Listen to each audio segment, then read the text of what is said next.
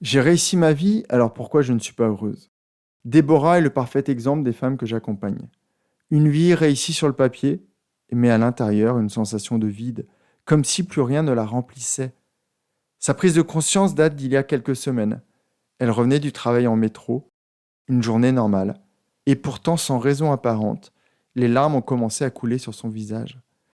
Et pour la première fois depuis longtemps, elle s'est demandé, est-ce que je veux vraiment vivre les 10 prochaines années exactement comme les 10 dernières? Beaucoup de personnes comme elle se disent que c'est la vie et elles capitulent. D'autres n'osent pas demander de l'aide de peur de paraître faibles. Heureusement, les dernières comme Déborah décident de ne pas rester dans le statu quo. Dans cet épisode, je vais t'expliquer ce que l'on a fait et ce que toi tu pourras faire si sa situation te parle. Promis, d'ici 10 minutes, tu comprendras comment identifier les ingrédients d'une vie qui te ressemble vraiment. Et tu auras des clés pour ouvrir la porte de cette vie riche, épanouie et pleine de sens que tu mérites. Et si cette année, tu arrêtais de subir ton quotidien et tu commençais vraiment à choisir ta vie? Bienvenue sur la saison 7 de Dépasse-toi. Je suis Sylvain Viens et depuis 2019, j'aide les personnes qui ont tout pour être heureuses et qui ne le sont pas encore à se construire une vie qui leur appartient vraiment. Chaque mardi, je te partage des histoires d'accompagnement, des prises de conscience et des idées pour commencer par toi-même. Pour aller plus vite, je t'invite à rejoindre les milliers de personnes qui reçoivent mon courrier privé chaque jeudi sur sylvainviens.com. Installe-toi confortablement, pense à bien respirer, l'épisode commence tout de suite. Avant de te reparler de Déborah, je tenais juste à t'indiquer que tu ne me verras plus sur Facebook ou Instagram. Je me suis fait bannir sans raison apparente, et ce n'est pas très grave, car comme tu le sais, je ne suis pas un grand fan des réseaux sociaux. Ça n'empêche que j'ai besoin de toi pour faire circuler le podcast. Alors si l'histoire de Déborah te parle, je t'invite à partager l'épisode. Un grand merci à toi. Allez, revenons à Déborah.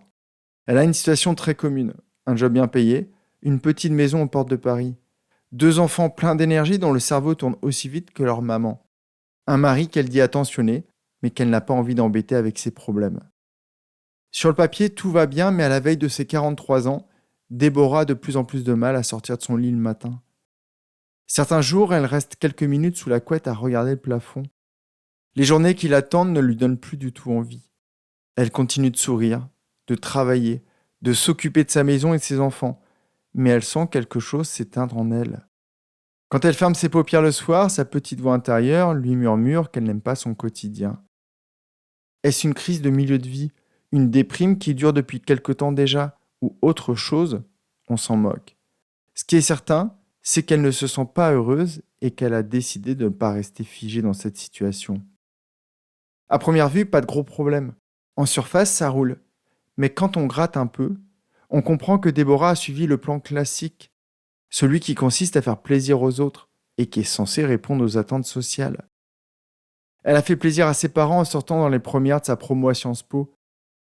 Elle fait plaisir à ses enfants en étant disponible même quand eux ne le sont pas.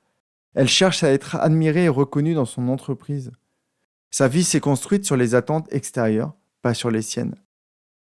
En l'écoutant parler, une autre Déborah apparaît. Celle qui rêvait de traverser des pays, celle qui voulait apprendre des langues, celle qui se voyait travailler à l'étranger pour découvrir le monde. Et plus on parle, plus elle mesure la distance entre cette femme-là et celle qu'elle est devenue.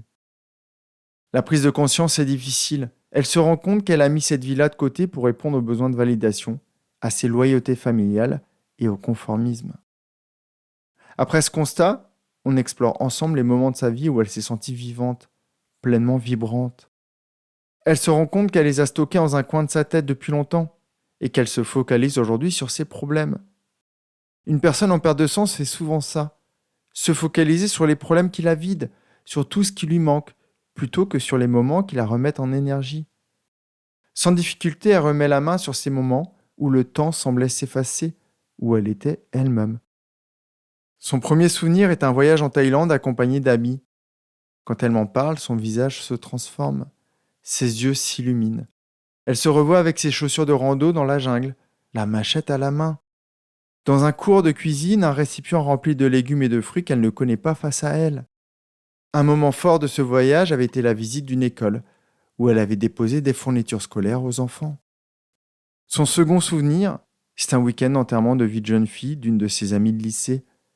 Elle se rappelle les balades au soleil couchant, les discussions avec les autres femmes du groupe les pieds dans le sable, les déjeuners préparés au son de la musique de son adolescence, et les ateliers de connaissance de soi dont était fan la future mariée. En se remémorant ça, elle remet le doigt sur ses besoins, sur ses valeurs, et à nouveau elle ressent cet état de flot. En comprenant ce que ces moments avaient de particulier pour elle, elle se redécouvre et identifie ce qui la remet en énergie. Une fois Déborah repoussée par ses souvenirs, l'étape d'après a été de voir ce qui au contraire la vidait de son énergie. Souvent, quand on avance dans la vie, on continue par habitude des activités qui ne nous apportent plus rien. On continue de côtoyer des personnes qui ne nous enrichissent plus. On avance un peu ou beaucoup en mode pilote automatique sans se questionner. La clé n'est pas de tout casser, mais de réajuster les curseurs, avec pour objectif transformer ces journées pour les rapprocher de la journée idéale. Ce questionnement plus profond permet de voir si un métier est toujours nourrissant, si une relation est toujours ressourçante, si un rythme de vie est toujours adapté. Avec Déborah, on a aussi beaucoup parlé de la différence entre les choses qui procurent du plaisir et celles qui donnent le sentiment d'être vivant. Oui, c'est agréable de se sentir reconnu, d'occuper un poste valorisant, de gagner de l'argent et de l'utiliser pour des week-ends ou des vacances qui font du bien sur le moment. Mais on sait aujourd'hui que ce n'est pas suffisant. On peut vivre dans l'abondance extérieure et mourir intérieurement un peu plus tous les jours. C'est super de pouvoir s'offrir des plaisirs du dehors, mais ça ne remplace pas le plaisir du dedans. Accomplir des choses qui nous font vibrer, passer des journées alignées avec ce que l'on considère important pour soi et pour le monde. Dans ma première vie, j'étais sur une trajectoire comme celle de Déborah. Et puis j'ai vite compris que ce n'était pas ça, une vie réussie. Il manquait quelque chose d'essentiel. Juste être en accord avec moi-même. Pour rien au monde, je ne lâcherai l'excitation que j'ai les jours d'écriture de mes épisodes, les échanges avec mes clients de cœur, la liberté d'apprendre une nouvelle approche en psychologie, ou simplement le fait de pouvoir accueillir ma fille tous les soirs à la sortie du collège. En fouillant avec Déborah dans les moments du quotidien, on comprend que ce qu'elle adore, c'est ce qu'on fait là, avoir des conversations profondes, mais pas que. Elle aime aussi créer des choses de ses mains. Elle se rappelle comment elle adorait faire de la pâte à modeler avec son petit et des bracelets avec sa plus grande. Elle me parle aussi des expositions et des conférences auxquelles elle se rend beaucoup moins, voire plus du tout. On se rend aussi compte que sa relation amoureuse est platonique. Elle continue de faire l'amour avec son mari. Mais il n'y a plus de flamme entre eux, plus d'escapades, plus d'objectifs communs. Le train-train quotidien a pris le dessus. Au fil de nos échanges, Déborah remet la main sur tout ce qui la nourrit en profondeur et ça la remet en vie. Un petit jeu que j'aime bien faire avec les personnes que j'accompagne, c'est de leur proposer de repartir de zéro et de voir ce qu'elles garderaient dans leur vie. Ça permet de faire le tri sur l'essentiel et de voir ce qui est accessoire aujourd'hui. C'est un peu comme si tu partais en vacances et que tu te rendais compte que ta valise est trop pleine. Pour la fermer, tu vas devoir retirer des éléments. Tu vas commencer par la vider complètement, puis par mettre l'indispensable, puis ce qui te paraît important. Et logiquement sur le sol devrait rester tout le superflu. Quand la vie est trop dense et que pourtant elle ne te remplit plus, tu peux faire exactement la même chose. En menant toute cette réflexion, on comprend ce que l'on aime vraiment, ce qui est devenu un poids, et surtout ce qui est non négociable, les premières choses que tu mets dans ta valise. Après ce petit jeu, Déborah me répond « Je garderai mes enfants, certains de mes amis, les séjours proches de l'océan, mais pas mon travail, ni mon rythme de vie. » Elle en a marre de vendre des sacs plus chers qu'un SMIC à des femmes qui pensent que cet achat les rendra heureuses. Elle en a marre d'organiser des réunions à une heure où elle aimerait jouer avec ses enfants. Et là, elle touche à quelque chose d'essentiel. Elle a nommé ce qui ne va plus, mais la suite, c'est de passer à l'action. Ce n'est pas facile d'aller voir ton mari et de lui expliquer que tu traverses quelque chose qu'il ne voit pas, que tu ne sais pas encore très bien ce que tu veux, mais que tu sais que tu ne peux plus continuer comme avant.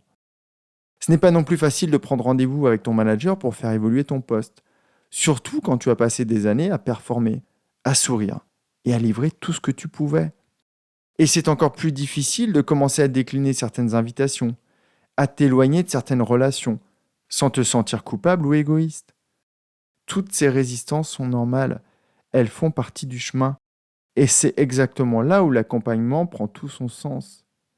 Pas pour te dire quoi faire, mais pour que tu n'aies pas à traverser ça toute seule. Déborah avance, un pas après l'autre. Elle n'a pas tout changé du jour au lendemain, mais elle commence à se lever différemment le matin. Et certains soirs, elle se couche en paix avec elle-même. C'est ça pour moi, réussir sa vie. Réussir sa vie, ce n'est pas ce que les autres voient de toi le jour quand tu fais semblant de sourire derrière ton masque. Réussir sa vie, c'est la plénitude et la gratitude que tu ressens quand tu fermes les yeux le soir, et la qualité de ton énergie le matin quand tu les rouvres. Le problème de Déborah n'était pas qu'elle avait raté sa vie. Le problème, c'est qu'elle avait construit une vie cohérente avec les attentes des autres, mais plus vraiment avec ce qui la faisait vibrer aujourd'hui. Si ce que vit Déborah t'a parlé, je t'invite à rejoindre mon courrier privé. Chaque jeudi, je te partage une réflexion pour mieux te connaître et continuer de te créer une vie qui a du sens.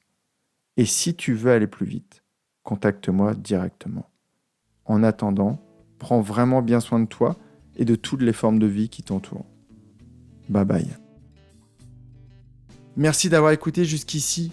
Ce que tu viens d'entendre, il y a peut-être quelqu'un dans ta vie qui en a besoin, là, tout de suite. Tu vas pouvoir l'aider en lui partageant cet épisode. Et toi, je te retrouve jeudi dans mon courrier privé, ou plutôt si tu as décidé que c'était le bon moment pour te créer la vie que tu mérites. À très vite.